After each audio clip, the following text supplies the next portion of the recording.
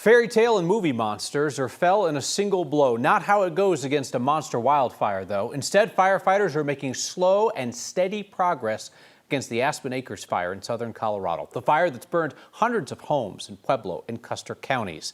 There is an army out there, more than 1,500 firefighters working on the ground and in the air, and they have wrestled the Aspen Acres Fire to 15% containment. Our Mark Salinger is live outside the small town of Beulah tonight, and its residents are among the 1,100 people evacuated. But Mark, the town stands thanks to the heroism of neighbors. Yeah, Kyle, this is about as close as you can get to the town of Beulah right now. Just down the road behind me, there's a National Guard Humvee and a roadblock that's turning people around. But when you look at the fire map of the Aspen Acres Fire, 95,000 acres burned, and right in the center of that, there's a small little circle of a town that was spared. That town is Beulah, a town with 22 volunteer firefighters that defended their town from the Aspen Acres Fire as it moved in, even as some of those firefighters learned that their homes had also been destroyed.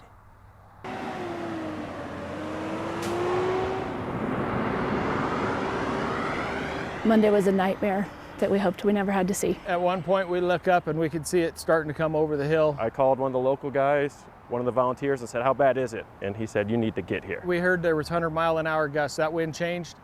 It started coming the other direction and it blew it down through us. And at that point, it was just get in there, start saving what we can. My son was on the first truck that went over to Aspen Acres to start initial attack. Fuel, heat, and topography are what drive fires. And that day, it was all working against us. We know we're going to lose some, and that's going through your mind. And you know there's going to be stuff that we can't save.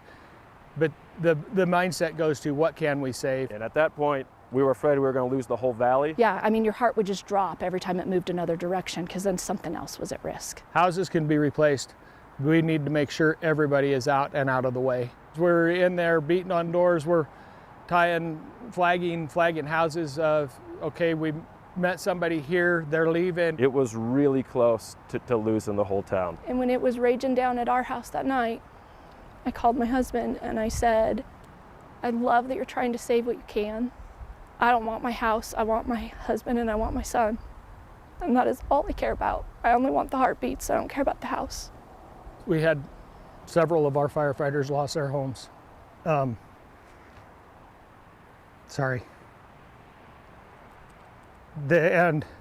those that lost their homes, they were told and they continued to fight to save the rest of the community. So we have a mother-daughter team on the department, and they're ones who lost their home. And to see that happen, and they both just kept on going. It's heartbreaking, every single house that we lost, but we try to focus on the wins that we were able to make. A big part of the town is good. The big part of what we call Beulah proper looks to be in good shape. The town of Beulah has been held by the volunteers for about a week now. We're not just talking about the local firefighters. We're talking about their families, their wives, their kids. I mean, we had kids at this, some people's kids at the station washing towels to keep us out there on the line. So in a small volunteer department, it's a family. They're awesome. We would all fight any fire anywhere with each other. You'll have to cut it. We kicked ass. The community and the public need to know that we fought and we fight for our community and our people. It's more than a fire department.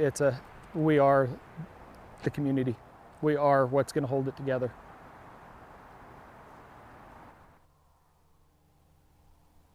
Over those first couple of days, they did have mutual aid from around the county coming in to help them, but the fire was spreading everywhere and everybody needed help. It wasn't until a couple of days later that the state and federal resources came in to help protect the small town of Beulah.